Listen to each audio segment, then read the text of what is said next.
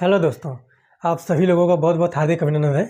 आज हम लोग बात करेंगे जो विशाल प्रदेश है, भारत के जो विशाल प्रदेश, जो उत्तर भारत का जो विशाल मैदान है, उसके बाद जितने भी मैदान भारत में पाए जाते हैं उसके बारे में हम लोग बात करेंगे। ठीक है, तो इसके पहले आप जानते हैं कि जियोग्राफी में हम लोगों ने वहाँ पर भारत की स्थिति विस्तार, फिर उसके बाद हिमालय, और फिर इसके बाद आप देखेंगे कि उत्तर भारत का विशाल मैदान कंप्लीट हो चुका है। और आज आप लोगों का जो मैदानी भाग है भारत के, वो पूरा आपका विधिवत तरीके से कंप्लीट हो जाएगा। ठीक है, तो यह जो सब्जेक्ट आप देखेंगे कि ज्योग्राफी एक स्पेशल विषय के लेकर चला जा रहा है, और ये आप लोगों के बहुत ही ज़्यादा महत्वपूर्ण होगा किसी भी एग्जाम में। ठीक है, तो यहाँ पर ध्यान में रखिएगा इस बात का। और यहाँ पर एक बात ध्यान में रखिएगा कि जो चीज़ें आप लोगों को बताई जाती हैं, जो चीज़ें समझाई जाती हैं, तो वो आप लोग नोट डाउन करते रहिए, नोट्स बनाते रहिए, क्योंकि नोट्स बनाना बहुत ही ज़रूरी है। जब तक लिखेंगे नहीं तो पढ़ेंगे कैसे। ठीक है, तो यहाँ पर ध्यान में रखिएगा। आज हम बात करेंगे विशाल प्रदेश का प्रादेशिक प्रारूप। ठीक है, तो कौन-कौन से जो मैदान है जिसमें आप देखेंगे ये राजस्थान का मैदान है, राजस्थान के मैदान के कितने भागों में बाँटा जाता है। फिर उसके बाद पंजाब हरियाणा का मैदान है, पंजाब वाले क्षेत्र में देखेंगे कि पंचनद होता है, पंचनद बोला जाता है उसको, कोई 5 नदियाँ उस क्षेत्र में बहती हैं। और यहाँ पर 5 नदियों के मध्य में वहाँ पर दोआब बनाए जाते हैं। और दोआब आप जानते हैं कि एक सिंपल भाषा में आपको बता देते हैं कि दोआब क्या होता है कि 2 नदियों के बीच का जो उपजाऊ स्थान है। ठीक है, तो जो 2 नदियों के बीच का जो उपजाऊ स्थान है उसको दोआब बोला जाता है। ठीक है, तो ये किसी भी 2 नदियों के बीच का स्थान हो जाएगा, जैसे गंगा यमुना का दोआब हो गया। ठीक है, तो फिर इसके बाद देखिए कि ब्रह्मपुत्र का मैदान है, उसके बारे में हम लोग पढ़ा जाएगा। गंगा का मैदान है, उसके बारे में पढ़ा जाएगा। और पंजाब हरियाणा है, और फिर राजस्थान का मैदान।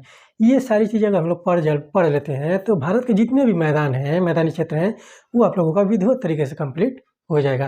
ठीक है, तो आप लोग चैनल से जुड़े रहें और अपने सुझाव जो है कमेंट बॉक्स में कमेंट करके या टेलीग्राम चैनल से जुड़कर वहाँ पर भी देते रहें। ठीक है, तो पहले चलिए बात करते हैं राजस्थान के मैदान से। ठीक है, राजस्थान का मैदान। ठीक है, तो राजस्थान के मैदान आप देखेंगे कि राजस्थान में बहुत ही ज़्यादा वहाँ पर मरुस्थलीय चीज़ें पाई जाती हैं। फिर कच्छ का रण है। ठीक है, तो यहाँ पर ध्यान में रखिएगा इस बात का। फिर इसके बाद देखिए कि इसका विस्तार जो है अरावली के पहाड़ियों से लेकर भारत पाकिस्तान सीमा तक विस्तृत है। अरावली के पहाड़ियों से लेकर देखेंगे कि अरावली के पहाड़ी जो है इस प्रकार से है, वो तिरछा क्षेत्र में इस तरह से है।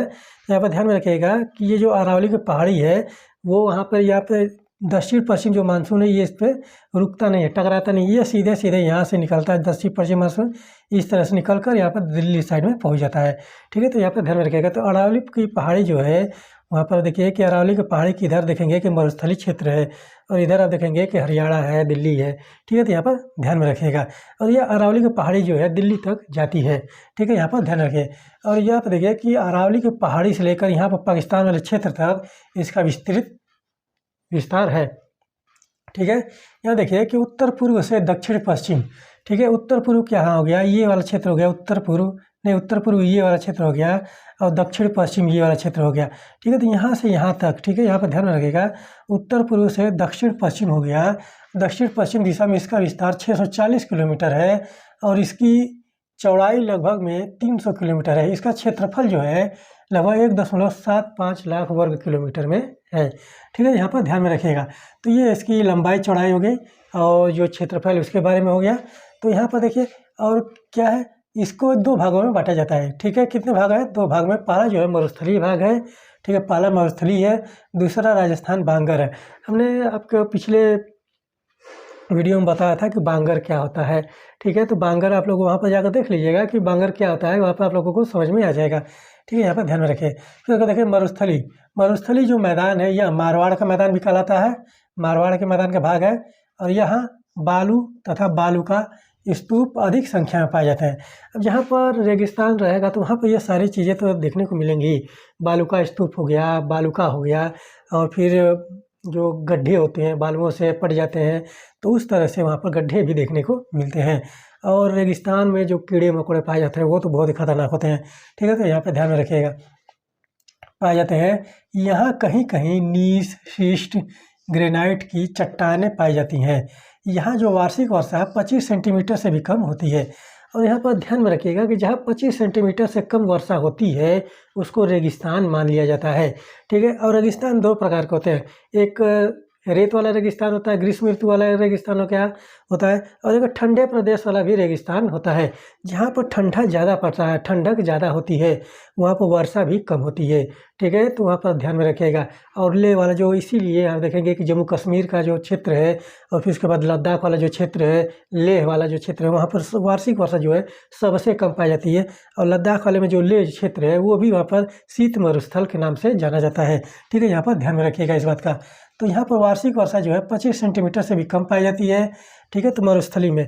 और फिर उसके बाद देखिए कि राजस्थान बांगर, यह मैदान राजस्थान मैदान का उत्तरी भाग तथा पूर्वी भाग उच्च प्रदेश है, जिसे राजस्थान बांगर के नाम से कहते हैं। राजस्थान का देखेंगे एक उत्तरी भाग, ये वाला जो राजस्थान का उत्तरी भाग है। और फिर उसके बाद आप देखिए कि पूर्वी भाग, ठीक है, उत्तर का यहाँ पर ये पूर्वी भाग, ये वाला जो क्षेत्र है, तो उत्तर से उत्तर तथा पूर्वी भाग में उच्च प्रदेश पाए जाते हैं, जिसे राजस्थान बांगर कहते हैं। ठीक है, यहाँ उत्तर पूर्व से दक्षिण पश्चिम दिशा में विस्तृत है। ठीक है, तो यह उत्तर पूर्व से दक्षिण पश्चिम दिशा में विस्तृत है। ठीक है, यहाँ पर ध्यान में रखिएगा। इसका विस्तार 25 सेंटीमीटर वार्षिक वर्षा की समवर्षा रेखा निर्धारित करती है। और यहाँ पर ध्यान में रखिएगा कि ये शब्द जो है 25 सेंटीमीटर की वार्षिक वर्षा समवर्षा रेखा। ठीक है, तो ये यहाँ पर आप देखेंगे कि ये जितने भी मैदान आपको पढ़ाएंगे उसमें 150 समुच्च रेखा हो जाएगी, 140 समुच्च रेखा हो जाएगी, 125 समुच्च रेखा हो जाएगी। इस तरह से यहाँ पर समुच्च रेखाएं भी पाई जाती हैं। ठीक है, यहाँ पर ध्यान रखें। फिर उसके बाद देखिए पंजाब व हरियाणा का मैदान। ठीक है, पंजाब व हरियाणा का मैदान, यह देखिए कि यह एक चौरस मैदान है। ठीक है, चौरस मैदान है। और यहाँ पर देखिएगा कि 1.75 लाख वर्ग किलोमीटर क्षेत्र में विस्तृत है। 1.75 लाख वर्ग किलोमीटर क्षेत्र में यह विस्तृत है। और यह उत्तर पूर्व से दक्षिण पश्चिम दिशा में इसकी चौड़ाई 640 किलोमीटर तथा पूर्व से पश्चिम दिशा में चौड़ाई 300 किलोमीटर है। ठीक है, तो ये जो चौड़ाइयाँ होती है, जो लंबाइयाँ होती है, ये लगभग में होता है, ये संभावना है कि इतना होना चाहिए। ठीक है, यहाँ पर ध्यान रखिएगा। तो चौड़ाई कितनी है, दक्षिण पश्चिम, उत्तर पूर्व से दक्षिण पश्चिम चौड़ाई 640 किलोमीटर है, और पूर्व से पश्चिम दिशा में चौड़ाई जो है 300 किलोमीटर के लगभग में है। ठीक है, और इसका जो क्षेत्रफल है 1.75 लाख वर्ग किलोमीटर क्षेत्रफल इसका भी है। ठीक है, ये कौन सा, पंजाब और हरियाणा का मैदान। और पंजाब और हरियाणा का मैदान देखेंगे कि उत्तरी भाग में पड़ता है, भारत के उत्तरी भाग में पड़ता है। ठीक है, फिर देखिए कि समुद्र तल से इसकी औसत ऊंचाई जो है 250 मीटर है, 250 मीटर है, तथा उत्तरी भाग में यह 300 मीटर ऊंचा है, जो कि दक्षिणी पूर्वी भाग में इसकी ऊंचाई जो है 210 मीटर है केवल। ठीक है, और इस क्षेत्र में देखेंगे कि पंजाब वाले क्षेत्र में 5 नदियाँ प्रवाहित होती हैं, और 5 नदियों के द्वारा दोआब बनाए जाते हैं। उनको क्या कहते हैं, इस भाग में निम्नलिखित दोआब हमने आपको बताया एकदम सरल भाषा में कि 2 नदियों के बीच का जो उपजाऊ स्थल है उसको दोआब कहते हैं। ठीक है, यहाँ पर ध्यान में रखिए, व्यास तथा सतलज नदी के बीच का जो क्षेत्र है बीस्त या जलंधर दोआब कहा जाता है। ठीक है, ये बात हमेशा ध्यान में रखिएगा। ये 5 दोआबों के बारे में पूछता है। 5 दोआबों आप नोट डाउन कर लीजिए कि कौन कौन से पंजाब में दोआब पाए जाते हैं। फिर इसको देखिए कि व्यास तथा रावी नदी के बीच में जो पाई जाती है बारी दोआब है, बारी दोआब है। फिर इसके बाद देखिए रावी तथा चेनाब नदी के बीच में रेचना दोआब है, रेचना। ठीक है, तो रेचना दोआब पाया जाता है। फिर इसको देखिए कि चेनाब तथा झेलम नदी के बीच में छाछ दोआब पाया जाता है। छाछ बोलिए, छाछ बोलिए, इस तरह से बोला जाता है इसको। फिर इसके बाद झेलम, चेनाब तथा सिंधु नदी के बीच में जो वहाँ पर दोआब पाया जाता है वो सिंध सागर दोआब है, सिंध सागर दोआब। ये 5 दोआब आप लोग हमेशा याद रखिए, इनकी संख्या 5 है, और ये 5 दोआब पूछा जाता है एग्जाम में। और स्ट्रेट फॉरवर्ड प्रश्न बनते हैं कि किस नदी के बीच में कौन सा दोआब बनता है। ठीक है, यहाँ पर ध्यान में रखिएगा। फिर इसको देखिए कि सतलज नदी जो है दक्षिणी में स्थित भूभाग को मालवा का मैदान कहते हैं। सतलज नदी के दक्षिण में यहाँ पर देखेंगे कि सतलज नदी जो है पंजाब हरियाणा वाले क्षेत्र में प्रवाहित होती है। और सतलज नदी का जो उद्गम स्थान में देखेंगे कि मानसरोवर झील के पास में है। ठीक है, यहाँ पर ध्यान में रखें, कैलाश पर्वत के। ठीक है, 3 ही नदियाँ हैं जो भारत के बाहर से बहती हैं, भारत के अंदर आती हैं, और हिमालय के पूर्ववर्ती नदियाँ हैं, सिंधु है, सतलज है और ब्रह्मपुत्र है। ठीक है, यहाँ पर ध्यान में रखिएगा इस बात का। और सतलज नदी के दक्षिण में जो है मालवा का मैदान है। और यहाँ जो सतलज नदी बहती है उसके दक्षिण में आएंगे तो पर राजस्थान भी पड़ता है। फिर इसको देखिए कि जो वहाँ पर पंजाब वाला क्षेत्र है, पंजाब हरियाणा में, एक नाम है चो करके, यहाँ पर ध्यान में रखिएगा क्या है, CHO, चो। चो क्या होता है कि शिवालिक की पहाड़ियों के साथ लगते हुए मैदान में अनेक छोटी-छोटी नदियों ने बड़ी मात्रा में अपरदन किया है। ठीक है, तो अपरदन हमने आपको बताया था अपक्षय या अपरदन क्या होता है। ठीक है, और इनके लिए हम एक विशेष क्लास भी लेकर आएंगे, स्पेशल क्लास कि अपक्षय एकदम विधिवत से पढ़ लिया जाएगा, अपरदन क्या होता है विधिवत से एकदम बेहतरीन तरीके से पढ़ा जाएगा। तो हमने सिंपल भाषा में अपने पिछले कक्षा में बताया था कि अपक्षय और अपरदन क्या होता है। ठीक है, तो शिवालिक की पहाड़ियों से लगते हुए जो मैदानी भाग है, ठीक है, तो शिवालिक की पहाड़ियों से लगते हुए जो मैदानी भाग है उसमें अनेक छोटी-छोटी नदियाँ बहती हैं और उन छोटी-छोटी नदियों ने बहुत ही ज़्यादा अपरदन किया है और उस अपरदन के कारण वहाँ पर देखेंगे कि बड़ी मात्रा में खड्ड मिलते हैं। ठीक है, उस अपरदन के कारण बड़ी मात्रा में खड्ड मिलते हैं, यानी कि गड्ढे मिलते हैं, छोटे-छोटे, बड़े-बड़े गड्ढे मिलते हैं और इन्हीं खड्डों को स्थानीय भाषा में क्या कहते हैं? चो कहते हैं। इन्हीं खड्डों को स्थानीय भाषा में चो कहा जाता है। फिर इसको देखिए, इसके बाद जो मैदान आता है गंगा का मैदान। ठीक है, तो गंगा का मैदान क्या होता है कि गंगा के मैदान को हम 3 मैदान में भागते हैं, 3 भाग में बाँटते हैं, जैसे कि ऊपरी गंगा का मैदान, मध्य गंगा का मैदान, निम्न गंगा का मैदान। ठीक है, तो यहाँ पर ध्यान में रखिएगा इस बात का। और यहाँ पर एक बात ध्यान में रखिए कि ये जो गंगा का मैदान है, इसका इतिहास में भी बहुत ही ज़्यादा महत्वपूर्ण योगदान है। ठीक है, ऊपरी गंगा के मैदान के जो नगर है, फिर मध्य गंगा के मैदान के नगर है, फिर निम्न गंगा के मैदान के नगर है और ये 3 मैदान आप देखेंगे कि उत्तरी उत्तर प्रदेश से लेकर उत्तर पश्चिम उत्तर प्रदेश से लेकर यहाँ पर पूर्वी उत्तर प्रदेश तक यहाँ पर देखने को मिलता है और फिर उसके बाद बिहार में भी देखने को मिलता है, फिर पश्चिम बंगाल में भी देखने को मिलता है। ये सारी बातें हम लोग ध्यान में रखिएगा। ठीक है, तो ऊपरी गंगा का मैदान जो है आप देखिए कि इसकी उत्तरी सीमा जो है शिवालिक की पहाड़ी तथा दक्षिणी सीमा जो है प्रायद्वीपीय पठार तथा पश्चिमी सीमा जो है यमुना नदी और बनाती है। ठीक है, तो इसकी उत्तरी सीमा जो है शिवालिक का पहाड़ बनाती है। उत्तर में जो यहाँ पर ध्यान में रखिएगा कि यहाँ पर बना लीजिए कि इस तरह से कि ईस्ट हो गया, वेस्ट हो गया, नॉर्थ हो गया और साउथ हो गया, पूर्व पश्चिम उत्तर दक्षिण। तो उत्तरी सीमा जो देखेंगे कि उत्तरी गंगा का मैदान जो का उत्तरी सीमा जो है वो शिवालिक का पहाड़ है और दक्षिणी सीमा जो है देखेंगे कि प्रायद्वीपीय पठार है। प्रायद्वीपीय पठार यहाँ पर पाया जाता है दक्षिण में और यहाँ पर ध्यान में रखिएगा। और फिर उसके बाद जो पश्चिमी सीमा बनाती है वो यमुना नदी है, यमुना नदी। ठीक है, यहाँ पर ध्यान में रखिएगा। और इसके बाद देखिए कि इसके पूर्व में वार्षिक वर्षा 100 सेंटीमीटर से अधिक तथा पश्चिमी क्षेत्र में 100 सेंटीमीटर से कम होती है। और इस क्षेत्र में जो वार्षिक वर्षा है देखेंगे कि पूर्व में 100 सेंटीमीटर से अधिक, यानी कि पूर्व में मतलब कहाँ गया, फिर उसके बाद पश्चिम बंगाल वहाँ पर पूर्वी उत्तर प्रदेश में लगभग में आएगा। ठीक है, तो 100 सेंटीमीटर से अधिक होता है और पश्चिम क्षेत्र में 100 सेंटीमीटर से कम होता है। और यहाँ पर ध्यान में रखिएगा कि यह उत्तर प्रदेश के 2/3 भाग पर फैला हुआ है। उत्तर प्रदेश के 2/3 भागों पर फैला हुआ है। पूर्व से पश्चिम लंबाई 550 किलोमीटर है। यहाँ पर ध्यान में रखिएगा, पूर्व से पश्चिम लंबाई जो है 550 किलोमीटर है तथा उत्तर से दक्षिण लंबाई जो है 380 किलोमीटर के लगभग में है। ठीक है, यहाँ पर ध्यान में रखिएगा। और यहाँ पर जो इसका क्षेत्रफल देखेंगे सबसे ज़्यादा है कि लगभग में इसका जो क्षेत्रफल 1.99 लाख वर्ग किलोमीटर है, 1.99 लाख वर्ग किलोमीटर है। और यहाँ पर ध्यान रखेंगे कि यह समुद्र तल से 100 से 300 मीटर ऊँचा है, 100 से 300 मीटर की ऊंचाई पर यह समुद्र तल से है। और फिर इसके बाद इसके पश्चिम में गंगा यमुना का दोआब है। ठीक है, इसके पश्चिम वाले क्षेत्र में गंगा यमुना का दोआब है और पूर्व में रुहेलखंड का मैदान है जो 35,000 किलोमीटर क्षेत्र पर फैला है। ठीक है, तो ये निम्न गंगा का मैदान है कि निम्न गंगा के मैदान में जो महत्वपूर्ण चीज़ें हैं वो आपको हम बता रहे हैं। ठीक है, तो 35,000 किलोमीटर क्षेत्र फैला है रुहेलखंड का मैदान और रुहेलखंड के मैदान के पूर्व में अवध का मैदान है। रुहेलखंड के मैदान के पूर्व में अवध का मैदान है और इस क्षेत्र में बहने वाली जो नदियाँ हैं देखिए कि कौन कौन सी नदियाँ बहती हैं। घाघरा है, गोमती है, रामगंगा है, शारदा है आदि। ठीक है, तो घाघरा, गोमती, रामगंगा और शारदा जो है ये इस क्षेत्र में ऊपरी गंगा के मैदानी भागों में वहाँ पर बहती है। और इसका ढाल देखेंगे कि ढाल जो है उत्तर पश्चिम से दक्षिण पूर्व है जो 25 सेंटीमीटर प्रति किलोमीटर है और उत्तर में इसका ढाल 100 सेंटीमीटर प्रति किलोमीटर है। यानी कि उत्तर में ढाल जो है इसका ज़्यादा है। वहाँ पर जहाँ से देखेंगे कि जो सहारनपुर वाला क्षेत्र है, गाज़ियाबाद वाला क्षेत्र है और फिर उसके बाद आप देखेंगे कि बरेली वाला क्षेत्र है, तो वहाँ पर जो क्षेत्र आप देखेंगे कि वहाँ पर ढाल जो है काफ़ी ज़्यादा है, 100 सेंटीमीटर के लगभग में है। और दक्षिण पूर्व में आप देखेंगे कि नीचे की तरफ जब धीरे धीरे आएंगे, जैसे कि बीच में आ गया, अवध में आ गया, यहाँ पर फिर उसके बाद फैजाबाद हो गया, लखनऊ हो गया, कानपुर हो गया, तो वहाँ पर आएंगे तो वहाँ पर ढाल जो है इसका 25 सेंटीमीटर प्रति किलोमीटर के लगभग में होता है। ठीक है, तो वो वाला क्षेत्र जो है आप देखेंगे कि उत्तराखंड के सीमा से लेकर उत्तराखंड, हरियाणा, दिल्ली के सीमा से लेकर यहाँ पर लखनऊ, कानपुर तक यहाँ पर आएगा है। ठीक है, तो 550 किलोमीटर के लगभग में यह है। ठीक है, यहाँ पर ध्यान में रखिएगा, ये ऊपरी गंगा का मैदान है। अब देखिए कि मध्य गंगा का मैदान, मध्य मिडिल गंगेटिक वैली। ठीक है, तो मध्य गंगा का मैदान, यहाँ पर वैली नहीं कहेंगे, घाटी नहीं कहेंगे। और यहाँ पर देखेंगे कि मध्य गंगा घाटी के जो नगर हैं, ठीक है, ये प्राचीन काल में बहुत ज़्यादा महत्वपूर्ण था। तो इतिहास में हम लोग पढ़ेंगे कि किस प्रकार से अपने नगरों का विनाश हुआ, किस प्रकार से नगरों का उद्भव हुआ गंगा के मैदानी भागों में। ठीक है, तो यहाँ पर ध्यान रखिएगा। ठीक है, तो ये देखिए कि मध्य गंगा का मैदान कहाँ से कहाँ तक है।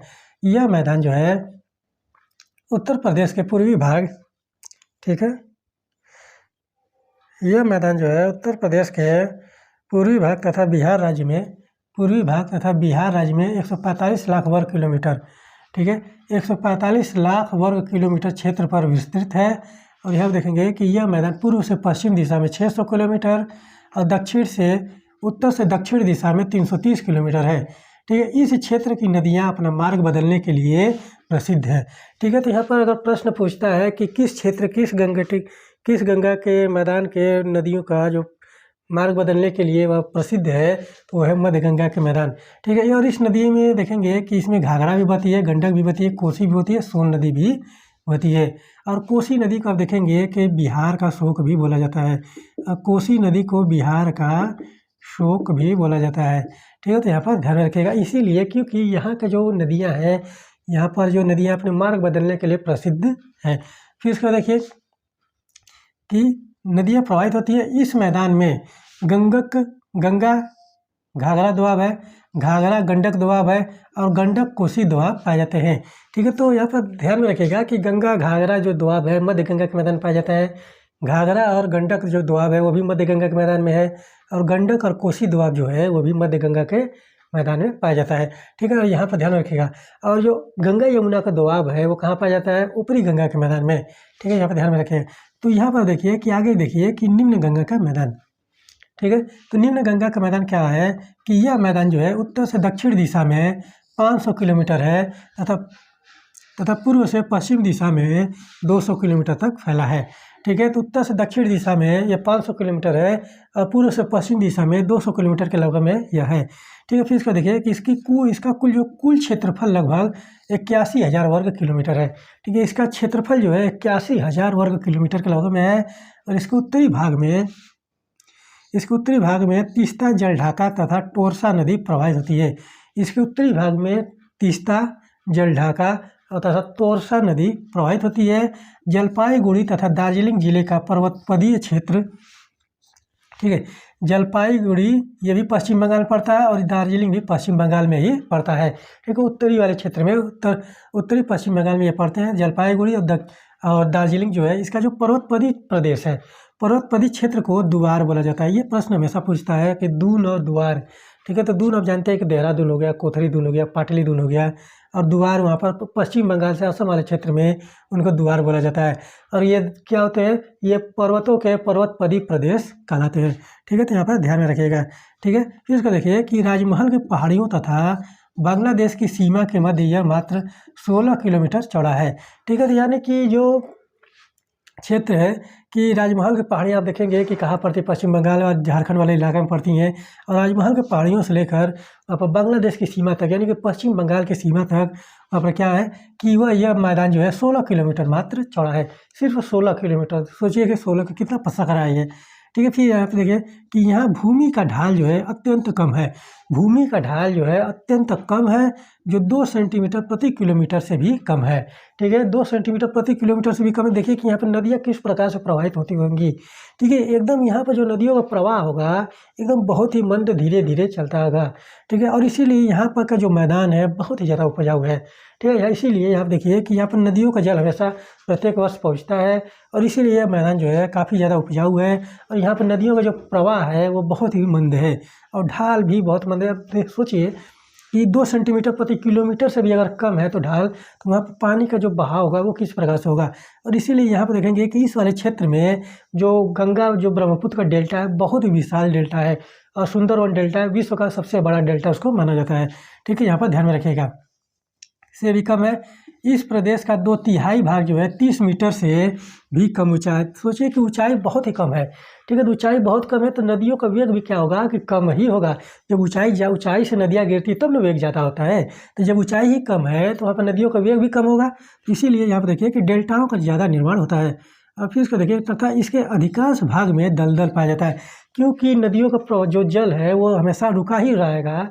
वहाँ की नदी है जो मिट्टी होगा वो दलदली हो ही जाएगी, वो तो निश्चित है कि होना ही होना है, ठीक है। तो दलदल पाया जाता है। और डेल्टा के ऊपरी भाग में कहीं कहीं बलुआ टीले पाए जाते हैं, ठीक है। यहाँ पर ध्यान में रखिएगा कि जो डेल्टा है, गंगा ब्रह्मपुत्र का डेल्टा है, वहाँ पर उसके उत्तरी भाग में बलुआ टीले भी पाए जाते हैं जो आसपास के क्षेत्र से 10 से 12 मीटर ऊंचे हैं, ठीक है। तो यहाँ पर ध्यान में रखिए कि ऊंचाई भी कम है, ढाल भी कम है।